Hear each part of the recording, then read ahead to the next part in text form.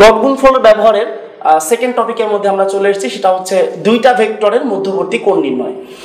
যে তোমাকে যদি দুইটা ভেক্টর দিয়ে বলা হয় যে দুইটা ভেক্টরের মধ্যবর্তী কোণ নির্ণয় করো, তো তার জন্য সবচেয়ে ইজি ওয়ে হচ্ছে ডট গুণফলটাকে ব্যবহার করা। আমরা দেখব কিরকম করে, যে আমরা তো মেইন থিওরি থেকেই জানি a dot b equal to ab cos theta. তো মধ্যবর্তী কোণ মানে আমাদের টার্গেট এখান থেকে থিটা এর ভ্যালুটা বের করা। তাহলে পরবর্তী লাইনে আমরা লিখতে পারি cos theta equal to a dot b divided by ab। হলো না ভাইয়া, আপনি তো cos থিটা বের করেছেন, থিটা তো বের করেননি। তো থিটা বের করার জন্য তাহলে লিখে ফেলি, আসো theta equal to cos inverse a dot b divided by ab। আচ্ছা, তো সরাসরি আমরা এই তিনটা লাইন আনসারের মধ্যে দেখিয়েও দিতে পারি, আবার সরাসরি এই লাইনটাও ব্যবহার করতে পারি, আমাদের ইচ্ছা, কোনোটাই খুব একটা বেশি কষ্টের না। তাহলে এখান থেকে আমরা একটা এক্সাম্পল দেখব দুইটা ভেক্টরের মধ্যবর্তী কোণ কিভাবে বের করতে হয়।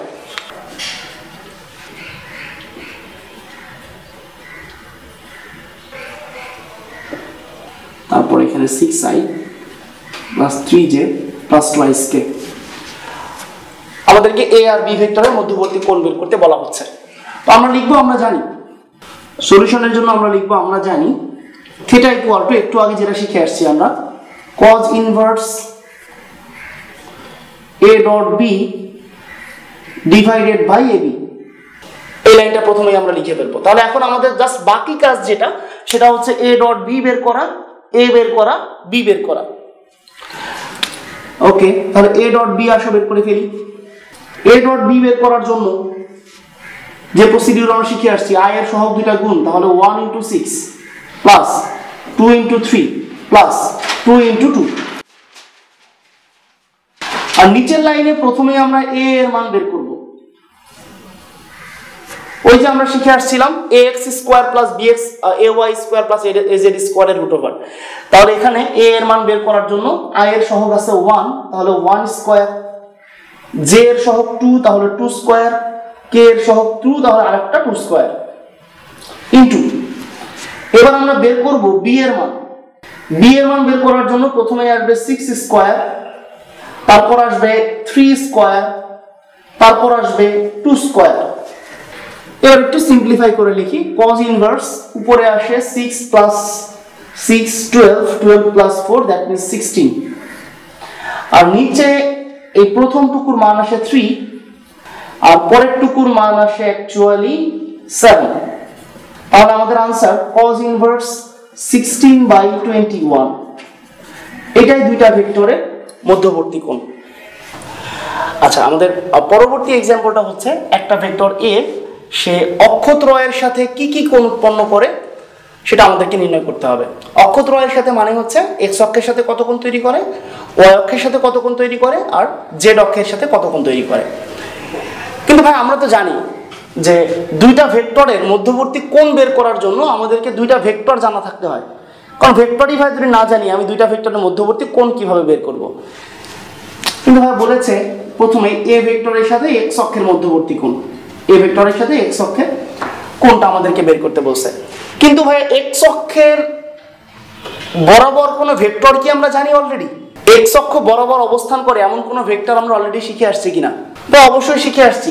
এতক্ষণ ধরে আমরা যে i ভেক্টরটা নিয়ে বকবক করতেছিলাম, ওই i ভেক্টরটা কোন অক্ষ বরাবর বলো তো? x অক্ষ বরাবর। তাহলে i ভেক্টরের সাথে যদি আমরা a ভেক্টরের মধ্যবর্তী কোণ বের করে ফেলি, সেটাই হবে x অক্ষের সাথে a ভেক্টরের কোণ। তো সেই কাজটা আশা করি। তাহলে i ভেক্টরের সাথে কোণ দরকার, তাহলে অবশ্যই আমি a ভেক্টর আর i ভেক্টরকে ডট গুণ করব। ডট গুণ করলে যেটা আসবে সেটা হচ্ছে a ভেক্টরের মান a, i ভেক্টরের মান হচ্ছে 1 ইনটু cos থিটা, আমাদের টার্গেট থিটার ভ্যালু বের করা। এটা নাম দিলাম থিটা x। তাহলে a এর সাথে i এর ডট গুণ, সেটা করার জন্য আমরা আসলে একটু সাজিয়ে লিখি। i ভেক্টরটাকে আমরা এইভাবে লিখতে পারি যে i plus 0 into j plus 0 into k।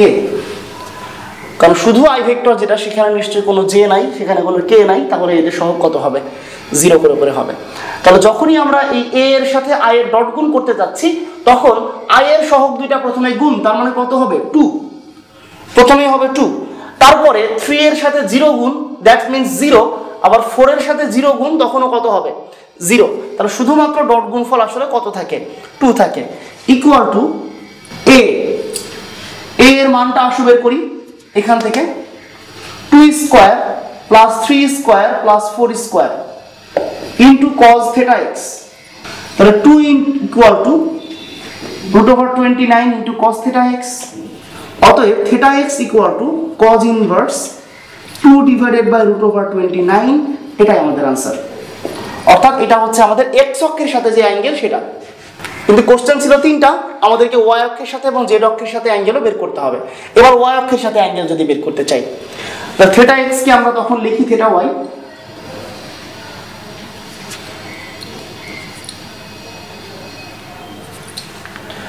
আর তখন কিন্তু i এর সাথে ডট গুণ করলে হবে না, তখন ডট গুণ করতে হবে কার সাথে?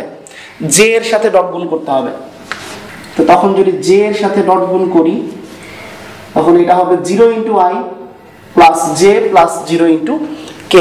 তো j এর সাথে ডট গুণ করলে যেটা আসবে 3 ইনটু 1, দ্যাট মিন্স ডট গুণ ফল হবে 3, এটা হবে 3, आंसर হবে cos ইনভার্স 3 ডিভাইডেড বাই √29।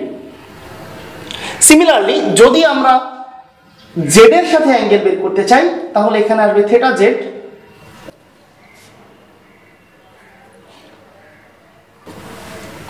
এখানে j এর সাথে ডট গুণ করলে হবে না, ডট গুণ করতে হবে আসলে k এর সাথে, তখন এটা 0 ইনটু j আর এটা হবে শুধুমাত্র k।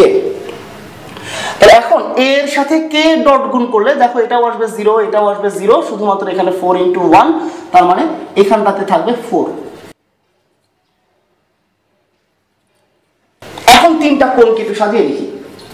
একটা ছিল 2/√29 মানে cos ইনভার্স, একটা ছিল cos ইনভার্স 2/√29, একটা ছিল cos ইনভার্স 3/√29, আর একটা ছিল cos ইনভার্স 4/√29।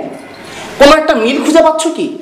পাওয়া উচিত যে ভাইয়া যেখানে x এর সাথে কোণ সেখানে উপরে আছে i এর সহগ, যেখানে y এর সাথে কোণ উপরে আছে j এর সহগ, আর যেখানে z এর সাথে কোণ সেখানে উপরে আছে অ্যাকচুয়ালি k এর সহগ। তাহলে আমরা এই কথাটা বলতে পারি না যে মানগুলো আমরা আসলে অঙ্ক না করেও দুমদাম বলে দিতে পারি। কিরকম করে? আমরা যে কাজটা করব, দেখব কার সাথে কোণ, x এর সাথে, তাহলে লিখব cos ইনভার্স উপরে i এর সহগ কত আছে 2, নিচে a ভেক্টরটার মান, a ভেক্টরটার মান কত ছিল √29। যদি শুনি k এর সাথে z এর সাথে কোণ, তখন আমরা কি করব? cos ইনভার্স দুমদাম লিখে ফেলবো। খেয়াল করব k এর সহগ কত আছে এখানে 4, তাহলে উপরে লিখবো একটা 4, নিচে লিখবো a ভেক্টরের মান √29। তাহলে এরকম করে যদি আমি তোমাকে অন্য একটা অঙ্ক দিতাম তখন কিন্তু তুমি দুমদাম করে আনসারটা বলে দিতে পারতে। একটু নিজে নিজে এবার ট্রাই করো তো, দেখি পারো কিনা। এবার আমি বললাম a ভেক্টর হচ্ছে -i plus 6j minus k, এরকম। এবার কোশ্চেন করলাম যে এই ভেক্টরটা y অক্ষের সাথে কত অ্যাঙ্গেল তৈরি করেছে। তুমি কি লিখবা? তুমি কিন্তু দুমদাম করে লিখবা cos ইনভার্স, উপরে লিখে ফেলবা 6, উপরে লিখে ফেলবা 6, কারণ j এর সহগ কত আছে 6, আর নিচে লিখবা a ভেক্টরটার মান, এই ভেক্টরটার মান বের করে দেখো কত আসে 1 স্কয়ার প্লাস 6 স্কয়ার প্লাস আরেকটা 1 স্কয়ার, এটাই आंसर। যদি বলতাম z অক্ষের সাথে অ্যাঙ্গেল, তুমি লিখে ফেলতে cos ইনভার্স k এর সহগ যেটা -1 ডিভাইডেড বাই a ভেক্টরের মান, এটাই হলো তখন আমাদের आंसर।